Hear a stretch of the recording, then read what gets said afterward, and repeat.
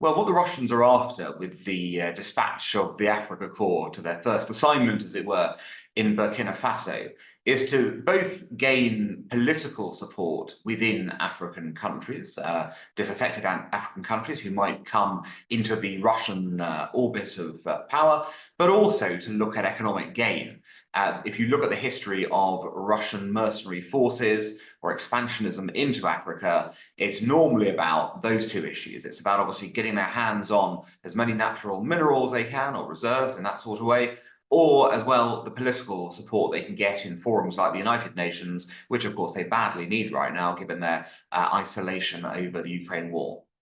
So what the Russians are trying to do here in Africa as part of a bigger plan is to firstly escape from the sort of isolation, as it were, that the Ukraine war has brought. What they're trying to do is to show that they can be a reliable friend and ally still for countries that might need them, and that not everything should be seen through the prism of Ukraine. Now, that's obviously not going to wash in the West or in any democracies who are concerned about Russia's land grab in Ukraine. But for countries remote from that field who have local grievances to look at, there are any number of reasons why they might fall into the Russian orbit, as it were, and it just suits Russia's picture to be able to dispatch troops there if they can, in order to help those countries and distract focus from what's going on in Ukraine. So the major difference between the Africa Corps and the Wagner Group is that it looks like the Africa Corps is being run directly from the Russian Ministry of Defense. So the Wagner Group was a mercenary force, essentially. It was run by Yevgeny Prigozhin, who was allied to Mr. Putin, but was essentially running his own private army on the side. And so when it conducted operations, yes, it was certainly doing so with a nod and a wink from the Kremlin, and sometimes at the direct behest of the Kremlin. But ultimately, Prigozhin retained command and control of his forces, as was, of course, graphically demonstrated on his by now infamous march towards Moscow, which ultimately, of course, cost his life. What we're now getting is an Africa Corps being set up largely by former Wagner Group commanders, but under the direct control of the Ministry of Defense and therefore ultimately under direct control of Vladimir Putin. And that means it's no longer essentially a traditional mercenary force, although it will be operating in that style, but it's now essentially a state-sponsored tool of the Kremlin to do what the Kremlin would like. And that explains, I think, its organizational abilities and, of course, where it might be looking to act as well. I think the key thing is that Putin wants this force directly under his control to prevent any more potential mutinies of the kind he saw when Wagner took up arms against him. The main goal of the Africa Corps is to be an extra force, a Russian military force that can be inserted into, it looks like, mainly African countries to do the Kremlin's bidding in a form of proxy warfare. So it differs from the Wagner Group only in control mechanisms. This is a direct Kremlin controlled entity. The Wagner Group was at arm's length. But in practical terms, it will be doing the same thing, which is moving into third-party countries, extracting wealth from those countries, being paid by those countries, and doing Russia's bidding in those countries.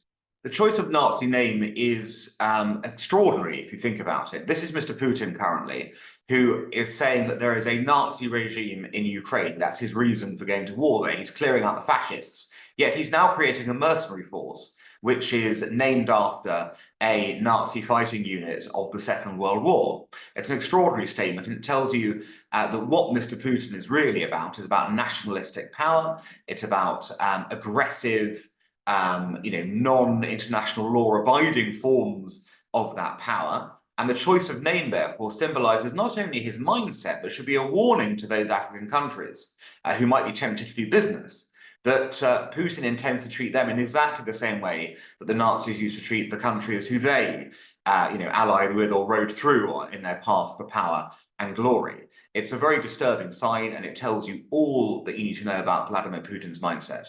The Africa Corps is going to be involved in lots of local African conflicts, it's quite clear. Right now, for example, going to Burkina Faso, the avowed reason for that is because of an Islamist insurgency that's affecting Burkina Faso and Niger and Mali. So the point of this is to get involved in that military conflict and help the government of Burkina Faso to defeat the rebel forces. And in fact, regular Russian units have potentially been promised in this as well. So it's quite an extraordinary moment to think that you'll have not only a Russian quasi-mercenary force fighting on the ground in Africa, but also potentially Russian regular forces as well, even though the Russians are engaged in a massive conflict that they're still not winning in Ukraine.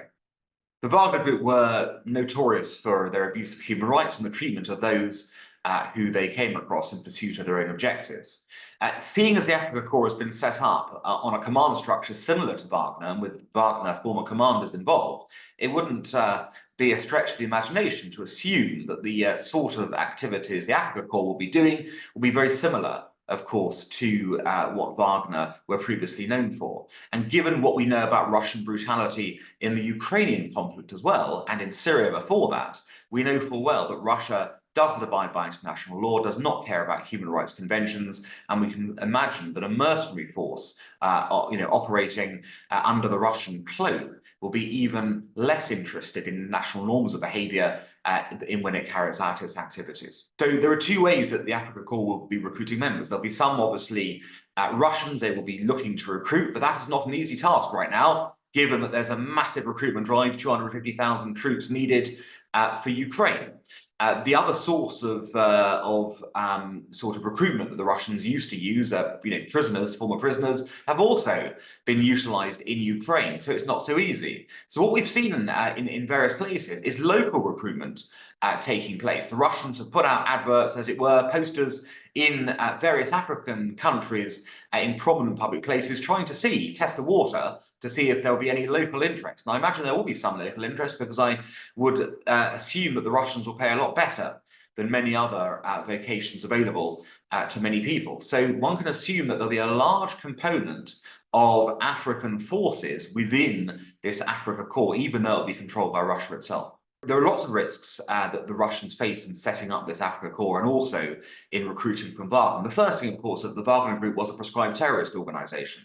So depending on the exact structure of this new entity, it might well be the case that those countries that prescribed Wagner will simply transfer that designation over to the Africa Corps. However, if, of course, the government of Russia has decided essentially that it wants to set this up as its own operation through the defense ministry, that opens up a slightly different problem for them. It means that technically the Russian state itself will be responsible for any war crimes that mercenaries on the ground commit. They got off in the past arguing with Wagner that this was not a Russian state operation. Well, they can't do that if the Africa Corps is being run directly from the Ministry of Defense and implicitly, therefore, by President Putin himself. There's an extraordinary state of affairs in Francophone Africa that we've been seeing, in that French forces are leaving, French aid is being cut, and as a result, the Russians sense an opportunity. Part of this is obviously a geopolitical issue that's been going back and forth. It is that countries in Africa are looking for patrons, as it were, and if their traditional patrons are no longer willing or able or have been chucked out for various reasons of those countries, they'll be looking for new patrons. The Russians have always been adept at moving in carefully and quickly to gain influence and gain support where they can by throwing in troops, money, and other forms of assistance if needed. So what we could be seeing here, the beginnings of a major Russian engagement in Africa, of the kind that we haven't really seen since the days of the Soviet Union. That, of course, will be very problematic from a geopolitical game when it comes to the West versus other forces, the unfree world, who are, of course, trying to undermine freedom everywhere. The Western response to Russia's growing presence in Africa needs to be similar to China's long-term presence in Africa, which is we cannot allow these unfree countries with strategic interests that are antithetical to our own. We can't allow them to gain footholds in a key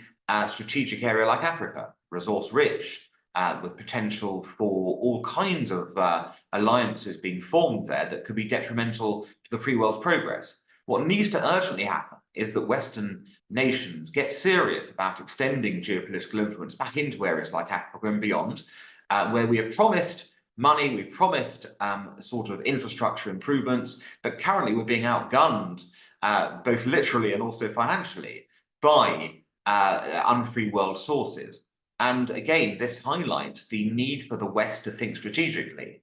It's all very well saying that, we ought to assume that everyone's going to come to our side because it's a natural order of things. But we've seen in the last decade that that is not how the world is going. The unfree world is on the march, as it were. And we either have to fight that globally, or we're going to surrender to the intentions of bad actors like Russia and China, and that can only be detrimental to our long-term interests. The case of Chad is an interesting one. It's had relations with the West in the past. It's been pro-Western. It's had other leanings as well in the past. I think again, the sort of the political support it's been showing Russia of late, for example, a visit last week by the leader of Chad to Moscow at a time when, of course, Russia is isolated. It signifies again that Moscow is, thawing out of the cold that it's created for itself. Chad itself may not be the most significant country in Africa geopolitically, but if you're getting obvious switching, as it were, countries that used to be in the Western column moving now to the Russian column, then you get a sense that others may well start to follow. And what you don't want for this to happen is a stampede. So every single country needs to be sort of worked with to prevent them to go into the Russian orbit or the Chinese orbit, because every country that does go there risks creating a stampede effect that will encourage others to head in the direction of Moscow. And again, if that happens, the West can only lose out, because strategically it is not in our interests to allow Africa to be lost to countries like Russia or China that have their interests at heart, not our own.